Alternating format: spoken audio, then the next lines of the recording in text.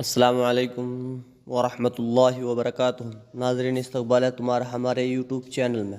ہمارے چینل کو سبسکرائب کرے، لائک اور شیئر ضرور کرے ویڈیو کو۔ السلام علیکم ورحمۃ اللہ وبرکاتہ۔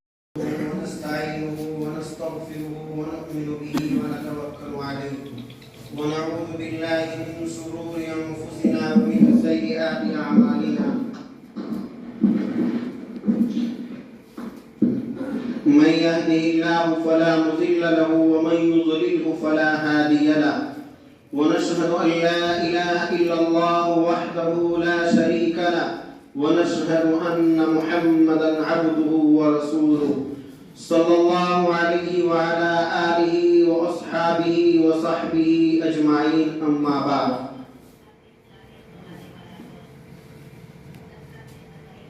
عزیز دوستو، اللہ تبارک و تعالیٰ کا بے انتہا شکر و احسان ہے کہ اللہ تبارک و تعالیٰ نے ہمیں یہ نورانی محفل عطا فرما دی اور دین کی کچھ باتیں سننے کے لیے ہمیں یہاں جمع فرما دیا۔ یہ اللہ تبارک و تعالیٰ کا بہت بڑا فضل اور کرم ہے، اور اللہ کی توفیق سے ہم یہاں جمع ہوئے ہیں۔ ہمارے بھائی کتنے ہی ایسے ہیں کہ جو مصروف نہیں ہیں، جن کے پاس کوئی کام نہیں ہے، لیکن انہیں یہ علم بھی ہے کہ ہمارے محلے میں الحمدللہ دین کی باتیں ہو رہی ہیں، اللہ کا ذکر ہو رہا ہے، اللہ کے رسول کی باتیں ہو رہی ہیں، اللہ کو یاد کیا جا رہا ہے، اور رمضان المبارک کا عشرہ بھی قریب ہے۔ یہ تمام چیزیں معلوم ہونے کے باوجود وہ مسجد میں نہیں آئے۔ اللہ کی توفیق جن کو ملتی ہے وہ دین کی طرف چلتے ہیں اور اللہ کی راہوں کو طے کرتے ہیں۔ تو اللہ نے ہمیں یہاں جمع فرمایا، یہ اللہ تبارک و تعالیٰ کا بے انتہا شکر ہے اور احسان ہے۔ اور ساتھ ہی میں ہمیں شکر ادا کرنا چاہیے حضرت مفتی انتظار صاحب کا، جو ہمارے ساتھی ہیں اور سینئر ساتھی ہیں، کہ جنہوں نے کافی عرصے سے یہاں محنت کی ہے، اور آج ہمیں ان کی برکت سے، ان کی محنت سے یہ دن دیکھنے کو ملا ہے کہ ان کی محنت سے چند بچے تیار ہوئے، اور ان کے اندر یہ حوصلہ ہوا کہ انہوں نے آپ کے سامنے بیٹھ کر کے، کھڑے ہو کر کے اللہ کی باتیں کی، نعت النبی صلی اللہ علیہ وسلم کو پیش کیا۔ یہ بھی ایک چھوٹا سا بچہ آپ کے سامنے تقریر کر رہا تھا۔ کس کو یہ امید تھی کہ ایک دن وہ بھی آئے گا کہ ہمارا یہ بچہ مسجد کے منبر پر کرسی پر بیٹھ کر کے ہمیں علم کی باتیں بتائے گا اور ہمیں علم کی روشنی سکھائے گا۔ کسے یہ امید تھی؟ کن کے ہیں یہ صاحبزادے؟ ان کے والد محترم کون ہیں؟ کتنا خوش قسمت ہے ماشاءاللہ۔ دیکھو، کبھی انہوں نے امید بھی نہیں کی ہوگی کہ میرا بیٹا حافظ قرآن کی تربیت بھی ہوتی تھی، اور مسجدوں کے اندر لوگوں کی جسمانی صلاحیت کو بھی بڑھایا جاتا تھا۔ یہ تمام کام مسجدوں کے اندر ہوتے تھے۔ فیصلے نبی کریم صلی اللہ علیہ وسلم کے مسجدوں کے اندر صادر ہوا کرتے تھے۔ تو مسجدیں میرے عزیزوں صرف اتنے کام کے لیے نہیں ہیں کہ فجر کی نماز پڑھی اور مسجد کو تالا لگا دیا گیا، بند کر دیا گیا، ظہر میں چند لوگ آئے، نماز پڑھی، اور پھر عصر تک مسجد بند ہو گئی، پھر یہی سلسلہ پورے دن چلتا رہے۔ تو اتنے کام کے لیے اللہ تبارک و تعالیٰ نے یہ مسجدیں ہم کو نہیں دی ہیں۔ مسجدوں کا مقصد بہت بڑا ہے، امام کا مقصد بہت بڑا ہے۔ ہمیں اس مقصد کو پہچاننا چاہیے، اور ہمیں اپنے امام کی بھرپور رہنمائی کرنی چاہیے، تب جا کر کے ان سے ہمیں نفع حاصل ہوگا، تب جا کر کے ہمیں قرآن پاک کا علم ملے گا، تب جا کر کے ہم نبی کریم صلی اللہ علیہ وسلم کی حدیثوں کو جان پائیں گے۔ ہم نے بہت نقصان کیا ہے اپنے اماموں کی ناقدری کر کے، اپنے اماموں کے کام کو نہ سمجھ کر کے ہم نے اپنا بہت بڑا نقصان کر لیا ہے۔ اگر یہ امت اماموں کی قدر کر لیتی، اگر یہ امت اس بات کو جان لیتی کہ امام کیا چیز ہے اور اس سے ہمیں کیا حاصل ہو سکتا ہے، وہ ہماری کیا رہنمائی کر سکتا ہے، تو جس منزل پر جہاں یہ امت آج کھڑی ہے یہ امت آج وہاں نہ ہوتی، بہت آگے ہوتی اور اس امت کی بہت عزت کی جاتی اور اپنے مقصد میں یہ امت بہت زیادہ کامیاب ہو جاتی۔ تو بہرحال ہمارے مفتی صاحب بہت ہی شکر کے لائق ہیں اور بہت ہی قابل تعریف ہیں کہ وہ اس مقصد کو سمجھ رہے ہیں کہ امام ہونے کے ساتھ ساتھ میری ذمہ داری کیا ہے، مجھے کیا کام کرنا چاہیے، کس طریقے سے مجھے اس محلے کی خدمت کرنی چاہیے، یہ جذبہ ان کے دل کے اندر موجود ہے۔ اس لیے ہم تو ان کا شکر ادا کریں گے۔ من لم یشکر الناس لم یشکر اللہ، جو لوگوں کا شکر ادا نہیں کرتا وہ اللہ تبارک و تعالیٰ کا بھی شکر ادا نہیں کرتا۔ اس لیے ان کے شکر گزار ہونا چاہیے اور ان کی خدمت کرنی چاہیے اور ان کا بھرپور تعاون کرنا چاہیے۔ یہی ہے دین سے محبت، یہی ہے علماء سے محبت، یہی ہے اللہ تبارک و تعالیٰ کی محبت کہ انسان کو محبت ہونے کے ساتھ ساتھ اللہ تبارک و تعالیٰ ارشاد فرماتے ہیں کنتو کنزا مخفیا وقد احببت عرفا وخلقت الخلق، کہ میں ایک چھپا ہوا خزانہ ہوں۔ حدیث قدسی ہے، اللہ تبارک و تعالیٰ ارشاد فرماتے ہیں کہ میں ایک چھپا ہوا خزانہ ہوں اور میں چاہتا ہوں کہ میں پہچان لیا جاؤں، اسی لیے مخلوق کو پیدا کیا ہے، اسی لیے مخلوق کو پیدا کیا ہے۔ اللہ تبارک و تعالیٰ اپنے بارے میں فرماتے ہیں کہ میں چھپا ہوا خزانہ ہوں، میں چاہتا ہوں کہ میں پہچان لیا جاؤں، اسی لیے میں نے مخلوق کو پیدا کیا ہے۔ ظاہر ہے مخلوق میں ہم بھی ہیں اور ذمہ داری انسان کو جنات کی ہے کہ وہ اللہ تبارک و تعالیٰ کو پہچان لے، اللہ تبارک و تعالیٰ کی معرفت کو حاصل کر لے، اللہ تبارک و تعالیٰ کو جان لے، اللہ کی محبت ان کے دل کے اندر اتر جائے۔ میرے عزیزوں، یہ محبت اللہ تبارک و تعالیٰ کی اس طریقے سے حاصل نہیں ہوگی کہ ہم اپنی زبانوں سے صرف یہ کہیں کہ ہم مسلمان ہیں، ہم صاحب ایمان ہیں، ہم قرآن کے ماننے والے ہیں، ہم اللہ کے ماننے والے ہیں۔ یہ الفاظ کہہ دینے سے محبت کامل نہیں ہوگی، محبت کامل نہیں ہوگی۔ محبت کامل اس ایثار سے ہوگی، اس جذبے سے ہوگی جو نبی کریم صلی اللہ علیہ وسلم کے صحابہ نے پیش کیے، محبتوں کے نمونے پیش کیے۔ ایک صحابی ہیں، ان کا جب انتقال ہونے لگا انہوں نے اپنے وارثین سے کہہ دیا کہ میری ایک وصیت ہے، اس کو پورا کر دینا۔ وصیت کیا ہے کہ نبی کریم صلی اللہ علیہ وسلم کو میرا جنازہ پڑھانے کے لیے مت بلانا، نبی کریم صلی اللہ علیہ وسلم کو میرا جنازہ پڑھانے کے لیے مت بلانا۔ وہ بہت دور تھے وہ صحابی مدینے سے۔ ظاہر ہے کون یہ چاہے گا کہ نبی کریم صلی اللہ علیہ وسلم اس کا جنازہ نہ پڑھائے؟ یہ تو کوئی بھی نہیں چاہے گا۔ ہر انسان یہ چاہتا ہے کہ میرا نکاح اچھے سے اچھا انسان پڑھا دے، میرے جنازے کی نماز اچھے سے اچھا انسان پڑھا دے۔ لیکن وہ صحابی یہ کہہ رہے ہیں کہ نبی کریم صلی اللہ علیہ وسلم سے میرا جنازہ مت پڑھوانا۔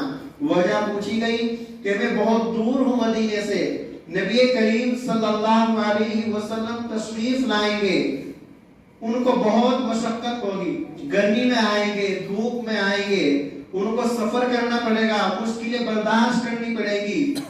صرف اس وجہ سے اتنی بڑی قربانی دی اور یہ وصیت کی کہ نبی کریم صلی اللہ علیہ وسلم کو میرا جنازہ پڑھوانے کے لیے مت بلانا، ان کو تکلیف ہوگی۔ ایک صحابیہ ہے ہند نام سے، غزوہ احد ہو رہا تھا، ان کا بھائی، ان کا باپ، ان کا بیٹا بھی غزوہ احد میں شریک ہوا ہے نبی کریم صلی اللہ علیہ وسلم کے ساتھ۔ جنگ کا نتیجہ آنے والا تھا۔ اس عورت کو کسی نے جا کر کے خبر دی کہ تمہارے شوہر شہید ہو گئے ہیں۔ یہ عورت جواب میں کیا کہتی ہے؟ اللہ کے رسول کا کیا حال ہے، اللہ کے رسول کا کیا حال ہے۔ تھوڑی دیر بعد کسی نے جا کر کے خبر دی کہ تمہارا بھائی بھی شہید ہو گیا ہے۔ یہ عورت کہتی ہے اللہ کے رسول کا کیا حال ہے، اللہ کے رسول کا کیا حال ہے۔ تھوڑی دیر کے بعد کسی نے جا کر کے خبر دی کہ تمہارا بیٹا بھی شہید ہو گیا ہے۔ یہ عورت کہتی ہے اللہ کے رسول کا کیا حال ہے۔ یہ ہے وہ اصلی محبت جو دلوں کے اندر ہونی چاہیے۔ آج کی ماؤں کو اگر کوئی حادثہ لاحق ہو جائے، ان کے سامنے کوئی مصیبت آ جائے، دین کی دھجیاں اڑ جایا کرتی ہیں، وہ اپنے پردے کا بھی خیال نہیں کرتی، وہ اپنی عفت کا اور عصمت کا خیال نہیں کرتی، روتی ہیں، چلاتی ہیں، بلبلاتی ہیں، شور مچائیں گی۔ لیکن اس عورت کا جذبہ دیکھیے، صحابیاں ہیں نبی کریم صلی اللہ علیہ وسلم کی، کس قدر محبت دل کے اندر لیے ہوئے ہیں آپ صلی اللہ علیہ وسلم کی۔ خبر مل گئی تینوں کی، شوہر بھی شہید ہو گئے، بیٹا بھی شہید ہو گیا، بھائی بھی شہید ہو گیا، اس کے باوجود زبان پر ایک ہی نام جاری ہے، جناب نبی کریم صلی اللہ علیہ وسلم کا کیا حال ہے؟ یہ ہے وہ محبت۔ صلی اللہ علیہ وسلم تو کہہ دینا چاہیے، اس میں تو کنجوسی نہیں کرنی چاہیے۔ اللہ تبارک و تعالی رحمتیں نازل کرتے ہیں، برکتیں نازل کرتے ہیں، جب بھی آپ صلی اللہ علیہ وسلم کا نام لیا جائے، صلی اللہ علیہ وسلم کہا جائے، درود پڑھ دینا چاہیے، صلی اللہ علیہ وسلم کہہ دینا چاہیے۔ اللہ تبارک و تعالی 10 رحمتیں عطا فرماتے ہیں، 10 گناہوں کو معاف کر دیتے ہیں، اور اسی طریقے سے 10 درجات بلند کر دیے جاتے ہیں۔ اور یہ بھی یاد رکھیے، جب آپ صلی اللہ علیہ وسلم کہتے ہیں، درود و سلام پیش کرتے ہیں، فرشتے نبی کریم صلی اللہ علیہ وسلم کے قبر مبارک پر جو کھڑے ہوئے ہیں، وہ آپ کا نام لے کر کے، آپ صلی اللہ علیہ وسلم کو بتا کر کے آپ کا درود و سلام پیش کرتے ہیں۔ کتنے بے حس ہو گئے ہیں ہم، کس قدر ہم دین سے دور ہو گئے ہیں، کس قدر ہمارے اندر سے شرم و حیا چلی گئی کہ ہمیں دین کا، اسلام کا، اللہ کی رحمتوں کا، اس کے جو ثواب کا، اس کے فضل کا ذرا سا بھی شوق اور ذوق نہیں رہا، کوئی چیز ہمیں معلوم تک نہیں ہے۔ یہ بے دینی ہے ہماری، اسی کو دور کرنے کی فکر میں لوگ لگے ہوئے ہیں، اسی کو دور کرنے کے لیے محفلیں منعقد کی جاتی ہیں، اسی کو دور کرنے کے لیے یہ مجلس قائم کی جاتی ہیں۔ یہی جذبہ ہے، یہی طلب ہے دلوں کے اندر کہ تمہارے دلوں تک دین پہنچ جائے، تمہاری زندگی کامیاب ہو جائے۔ اگر آپ کو علم اور دین نہیں ملا، کم سے کم تمہارے بچے کو اس قابل ہو جائے کہ تمہارے لیے نجات کا ذریعہ بن سکے، اور تمہیں وہ صحیح راہ دکھا سکے، اور تمہارے لیے بہترین اجر و ثواب وہ اللہ تبارک و تعالیٰ کے یہاں قائم کر سکے۔ یہی طلب ہے، یہی جذبہ ہے، یہی شوق اور ذوق ہے۔ اللہ تبارک و تعالیٰ اس جذبے کو، اس شوق کو، اس ذوق کو قبول فرمائے، اور یہ بھی یاد رہے کہ ان مجلسوں سے دور نہیں رہا کرتے، ان مجلسوں کے بہت قریب رہا کرتے ہیں۔ بہت سارا علم ان مجلسوں میں بیٹھ کر کے انسان کو حاصل ہو جایا کرتا ہے۔ نبی کریم صلی اللہ علیہ وسلم کے ایک صحابی ہیں، حضرت ابو ہریرہ، بہت مشہور نام ہے، آپ صبح کو کتاب میں جب تعلیم ہوتی ہے سنتے ہوں گے۔ نبی کریم صلی اللہ علیہ وسلم کا انہوں نے صرف 3 سال کا زمانہ پایا ہے ایمان کی حالت میں۔ سن 7 ہجری میں ایمان لائے، سن 10 ہجری میں تو نبی کریم صلی اللہ علیہ وسلم اس دنیا سے رخصت ہو گئے ہیں۔ حدیث کی جتنی کتابیں ہیں، ان تمام میں حضرت ابو ہریرہ رضی اللہ تعالیٰ عنہ کی روایات جو آپ صلی اللہ علیہ وسلم سے نقل کرتے ہیں، سب سے زیادہ موجود ہیں۔ ان سے جب پوچھا گیا کہ ابو ہریرہ تم اتنی حدیثیں کس طریقے سے بیان کرتے ہو، کہاں سے بیان کر لیتے ہو اتنی ساری حدیثیں، کہاں سے آتا ہے تمہیں اتنا سارا علم؟ حضرت ابو ہریرہ رضی اللہ تعالیٰ عنہ یہ جواب دیتے ہیں کہ میں غریب ہوں، نہ میرا کوئی گھر ہے، نہ میرا کوئی در ہے، میں تو نبی کریم صلی اللہ علیہ وسلم کے ساتھ ہر وقت رہتا ہوں، سفر میں، حضر میں، مسجد میں، غزوے میں، ہر وقت نبی کریم صلی اللہ علیہ وسلم کے ساتھ رہتا ہوں، آپ کے ہر کام کو نوٹ کرتا ہوں، آپ کی ہر بات کو سنتا ہوں، اسے محفوظ کرتا ہوں، آپ کا پیچھا، آپ کا ساتھ میں اس وقت چھوڑتا ہوں جب آپ اپنے گھر کے دروازے پر پہنچ جاتے ہیں۔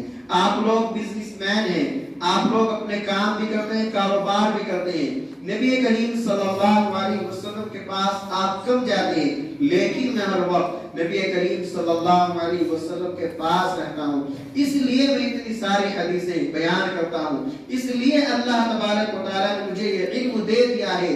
تو جو صحابہ نبی کریم صلی اللہ علیہ وسلم کے ساتھ ہر وقت رہتے ہیں، اپنی زندگی کو قربان کر کے کیا ان صحابہ کی کوئی صفت ہمارے اندر موجود نہیں ہے؟ کوئی ایک خوبی تو ہمارے دلوں کے اندر ہونی چاہیے، کوئی ایک صفت تو ہمارے اندر موجود ہونی چاہیے صحابہ کرام رضوان اللہ تعالی علیہم اجمعین کی، تاکہ نبی کریم صلی اللہ علیہ وسلم کی کامل محبت ہمیں عطا ہو جائے اور دین کا حصہ ہمیں مل جائے اور ہم اللہ تبارک و تعالیٰ کے یہاں اپنی سفارش کر سکیں تاکہ ہمیں بخشش مل جائے۔ تو میرے عزیزوں، یہ دین سے محبت اور یہ دین سے لگاؤ ہمیں اپنے دلوں کے اندر پیدا کرنا پڑے گا، تب کہیں جا کر کے یہ امت کامیابی کی راہ کو دیکھے گی اور اللہ تبارک و تعالیٰ ہمیں کامیاب کریں گے، ہماری مصیبتوں کو، ہماری پریشانیوں کو دور کریں گے۔ ساتھ ساتھ میں آخری ایک چیز اور بتا دوں، ہم لوگ بہت پریشان ہیں، بہت ساری مصیبتوں میں ہم لوگ جکڑے ہوئے ہیں، باہری مصیبتیں بھی ہیں، خود ہمارے اپنے مسائل بھی ہیں، اپنی مشقتیں بھی ہیں۔ اللہ پاک نے ان تمام مصیبتوں کو دور کرنے کا ایک بہت شاندار نسخہ ہمیں دیا ہے، بہت شاندار نسخہ ہمیں دیا ہے، اور قرآن پاک بیان کرتا ہے اس نسخے کو، وَاسْتَعِينُوا بِالصَّبْرِ وَالصَّلَاةِ، کہ اے لوگوں نماز کے ذریعے سے اور صبر کے ذریعے سے اللہ تبارک و تعالیٰ سے مدد حاصل کرو۔ نماز کے اور صبر کے ذریعے سے اللہ تبارک و تعالیٰ سے مدد حاصل کرو۔ ظاہر ہے بہت چھوٹی سی بات ہے، نماز کے ذریعے سے اور صبر کے ذریعے سے مدد حاصل کرو۔ ہم لوگ صاحب علم نہیں ہیں، ہم تو یہی کہیں گے کہ اس سے ہمیں کیا مدد مل گئی، کیا نصرت اللہ کی ہمارے پاس اس سے آ گئی۔ لیکن میرے عزیزو یاد رہے، قرآن پاک چاہے کتنی ہی چھوٹی بات کو بیان کرے، اس کے اندر ہمارے لیے بے شمار فائدے موجود ہیں، اسی کے اندر ہماری مصیبتوں کا، ہمارے مسائل کا حل موجود ہے۔ اگر ہم نے قرآن پاک کے اس نسخے کو اپنے سینے سے لگا لیا، اپنی زندگی میں اتار لیا، تو یقیناً ہماری مصیبتیں، ہماری پریشانیاں دور ہو جائیں گی۔ وَاسْتَعِينُوا بِالصَّبْرِ وَالصَّلَاةِ، تو ہمیں اس نسخے کو اپنانا چاہیے، یعنی نماز کو ہمیں پابندی سے ادا کرنا چاہیے، اور جب مصیبتیں ہمارے اوپر آ جائیں، پریشانی ہمارے اوپر آ جائیں، تو ہمیں بہت سوچ سمجھ کر کے صبر کرنا چاہیے، بہت سوچ سمجھ کر کے صبر کرنا چاہیے، اور اس نسخے کو اپنی زندگی میں اتارنا چاہیے۔ اللہ تعالی عمل کی توفیق عطا فرمائے، اور جو باتیں ہم نے سنی ہے ان پر ہمیں عمل کرنے کی توفیق عطا فرمائے۔ حضرت مفتی صاحب ہمارے درمیان موجود ہیں، الحمدللہ ان کا تفصیل خطاب ہوگا۔ اللہ تبارک و تعالی مفتی انتظار صاحب کو جزائے خیر عطا فرمائے کہ انہوں نے مجھے آپ لوگوں سے روبرو کرایا۔ نہ جانے کتنے نیک لوگ آپ میں موجود ہیں، یہ معصوم بچے جو بے گناہ موجود ہیں۔ رمضان المبارک کا مہینہ قریب ہے، اللہ تبارک و تعالی سے دعا ہے اللہ تبارک و تعالی آپ کی برکت سے، ان بچوں کی برکت سے ہم تمام کی مغفرت عطا فرما دے۔ بہت بڑا ربط ہے رمضان کے درمیان اور ان مہینوں کے درمیان۔ تمام مدارس والے، مساجد والے اس مہینے میں جلسے کرتے ہیں، اللہ کی مجلس سے منعقد کرتے ہیں، جن میں اللہ کو یاد کیا جاتا ہے، اور اس کے فوراً بعد رمضان مبارک کا مہینہ آ جاتا ہے۔ ایک بہت بڑا ربط ہے، تو ہمیں ان مجلسوں کی قدر کرنی چاہیے۔ یہ ہمارے ان علماء کی دین ہے، اللہ تبارک و تعالیٰ کی محنتوں کو قبول فرمائے۔ آمین، وآخر دعوانا الحمدللہ۔